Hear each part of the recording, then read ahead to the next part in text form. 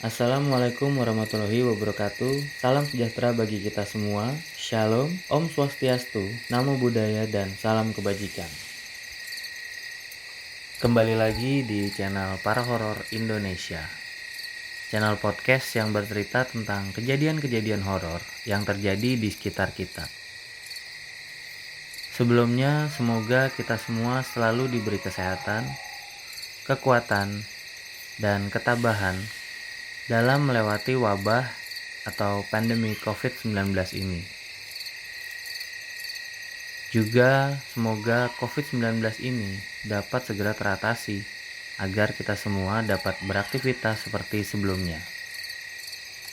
Sebelum masuk ke ceritanya, untuk yang belum subscribe, jangan lupa silahkan di subscribe, kasih like-nya, share, dan jangan lupa kasih komentar-komentarnya ya. Juga buat teman-teman yang dengerin di Spotify, jangan lupa di follow Spotify-nya agar teman-teman selalu bisa update terus dan nggak ketinggalan dengan cerita-cerita dari channel Para Horor Indonesia ini. Kali ini kita dapat kiriman cerita dari DM Instagram @parahoror, yaitu sebuah cerita dari seseorang yang tidak mau disebutkan namanya. Ia menceritakan mengenai kejadian yang ia alami di depan rumahnya tersebut. Mari langsung kita bacain aja ceritanya ya. Selamat mendengarkan. Selamat malam semuanya. Selamat malam para pendengar channel Para Horor Indonesia. Kejadian ini terjadi sekitar tahun 2011 di daerah Jakarta Selatan. Saya adalah seorang pekerja freelance yang tentunya membuat saya bekerja hanya dari rumah saja. Sudah 2 tahun saya bersama keluarga saya menempati rumah ini, dan tidak ada masalah atau kejadian-kejadian horor yang terjadi di rumah ini. Di rumah saya ini mempunyai bangunan yang bertingkat, jadi istri dan anak saya sering berada di kamar atas, dan saya lebih banyak menghabiskan waktu di lantai bawah untuk bekerja. Karena kebetulan juga di lantai 1 dan di ruangan yang paling depan. Karena kebetulan juga di lantai bawah, di ruangan yang paling depan, saya membuat kantor kecil-kecilan untuk saya bekerja. Saya hanya tinggal dengan istri dan 1 anak saya saja, tanpa pembantu rumah tangga. Jadi bisa kebayangkan betapa sepinya saat saya di lantai bawah sendiri jika istri dan anak saya sudah tertidur di kamarnya di lantai atas. Sedangkan saya masih harus bekerja di lantai bawah. Suatu malam, saya sedang berada di ruangan kantor saya di lantai bawah rumah saya tersebut. Kalau tidak salah, saya sedang merapihkan ruangan tersebut karena sehabis ada tamu yang berkunjung untuk mengecek pekerjaan saya di ruangan itu. Sedang sibuk-sibuknya berbenah ruangan tersebut, dari arah luar area rumah saya terdengar suara keramaian orang yang berteriak-teriak dan juga seperti berlarian dari kejauhan dan akan melewati depan rumah saya. Saya pun bergegas mengenakan kaos rumahan saya dan hendak mengecek keadaan di luar tersebut. Belum sempat saya akan membuka pintu, terdengar suara yang sangat kencang seperti batu yang sangat keras menghantam sesuatu. Debu. Saya pun terkaget dan bergegas keluar rumah. Dan apa yang saya lihat di depan rumah saya pun sangat membuat saya lemas dengan kaki yang gemetaran. Saya melihat seseorang sudah berlumuran darah, tergeletak seraya seperti menangis minta ampun. Dan juga saya melihat ada batu yang cukup besar berada di sebelah wajah orang yang sedang tergeletak itu. Ternyata orang itu diduga adalah maling yang sering mengambil motor di area perumahan saya tersebut. Sehingga warga-warga yang sudah lama geram melampiaskannya dengan cara main hakim sendiri. Akan tetapi, yang lebih membuat saya shock, kenapa kejadian itu bisa terjadi persis di depan pagar rumah kami tersebut. Tiba-tiba, dari jendela kamar lantai atas yang menghadap ke jalanan, Istri saya memanggil saya untuk kembali ke dalam rumah karena ia takut melihat keadaan tersebut sendirian. Saya pun naik dan menemaninya. Tak selang beberapa lama, saya dan istri melihat datangnya mobil ambulan yang membawa pergi korban main hakim sendiri itu, diiringi warga yang berhamburan pulang ke rumah mereka masing-masing. Saya dan istri pun tidak tahu kelanjutan nasib korban dan nasib orang-orang yang main hakim sendiri tersebut. Karena saya dilarang istri saya keluar rumah karena takut saya terbawa-bawa oleh kejadian tersebut. Terlebih, saya dan istri saya baru mempunyai anak berumur 3 bulan. Ia takut jika terjadi apa-apa dengan saya. Yang membuat saya dan istri saya merinding dan ketakutan adalah setelah kondisi di depan rumah kami sudah sepi, kita dapat melihat sisa bekas darah di jalanan depan rumah kami itu, yang tentunya itu adalah sisa darah dari kepala korban main hakim sendiri tersebut.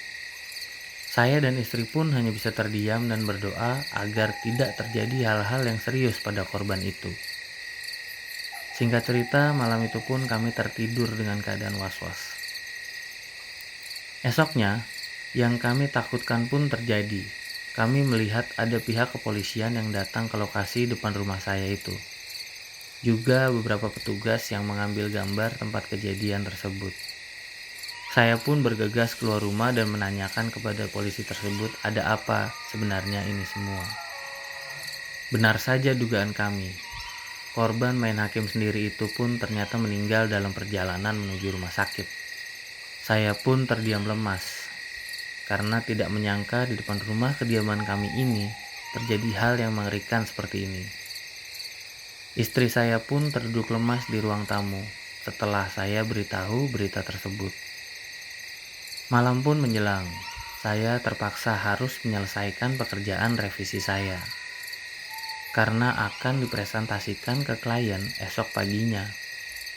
Istri saya pun sebenarnya tidak mau ditinggal hanya berdua dengan anak saya di kamar atas.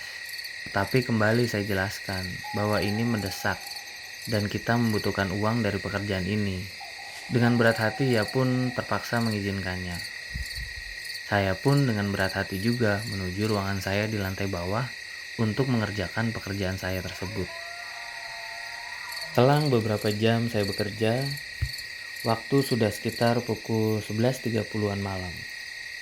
Karena terus memikirkan hal-hal yang tidak-tidak, pekerjaan saya pun sedikit terganggu. Saya tidak bisa berkonsentrasi tentunya. Bagaimana tidak? Kejadian tadi malam hanya berjarak beberapa meter saja dari ruangan saya bekerja saat itu. Saya pun memutuskan untuk menyalakan sebatang rokok sambil membuka sedikit jendela yang ada tepat di sebelah saya. Otomatis, tirai atau gorden juga saya buka agar asap rokok bisa langsung keluar melewati kaca tersebut. Sedang saya menikmati sebatang rokok itu, untuk menenangkan pikiran tentunya. Tiba-tiba saya mendengar ada suara seperti isak tangis yang datangnya dari arah depan rumah saya itu. Sontak, bulu kuduk saya langsung merinding dan berpikiran macam-macam. Saya tidak berani mencari di mana tepatnya sumber suara orang menangis tersebut. Saya pun bermaksud untuk mematikan rokok saya dan membuangnya.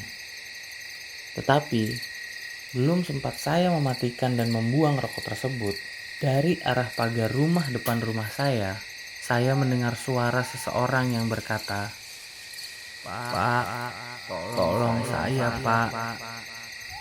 Sontak saya refleks melihat ke arah sumber datangnya suara tersebut. Gila, apa yang saya lihat sungguh di luar nalar saya pada saat itu. Dengan jarak yang hanya tidak sampai 2 meter dari jendela ruangan kantor saya itu, saya melihat sesosok makhluk dengan wajah yang hancur sebelah dan berlumuran darah. Makhluk tersebut berada di depan pagar rumah saya, sambil memegang sebuah batu yang cukup besar dengan lumuran darah yang berada pada batu tersebut. Saya pun terdiam kaku berdiri di kaca ruangan saya itu. Saya tidak percaya dengan apa yang saya lihat.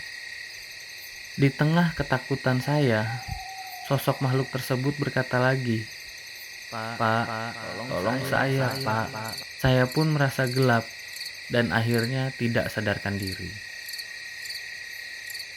Esoknya saya terbangun karena dibangunkan oleh istri saya yang terheran.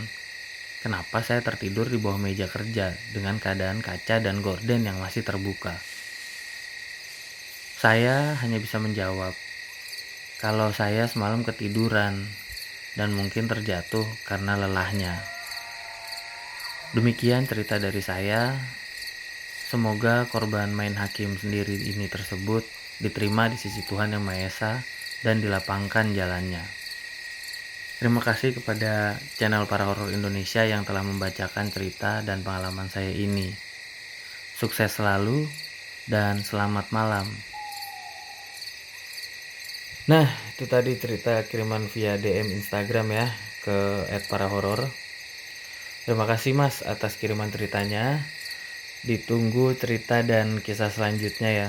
Karena dengar-dengar banyak warga yang biasanya sering melewati rumah Mas ini, tiba-tiba jadi pada gak berani lewat jalan ini.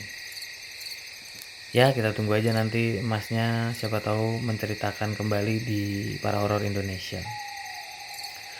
Jadi gimana ceritanya teman-teman? Semoga teman-teman terhibur ya dan selalu dijauhkan dari hal-hal seperti ini. Oh iya, kembali lagi untuk teman-teman yang mau kirimkan pengalamannya dalam bentuk tulisan ataupun voice note, dapat mengirimkannya melalui email kami di parahororindonesia@gmail.com atau ke Instagram kami di @parahoror. Terima kasih buat teman-teman yang udah mendengarkan. Selamat malam.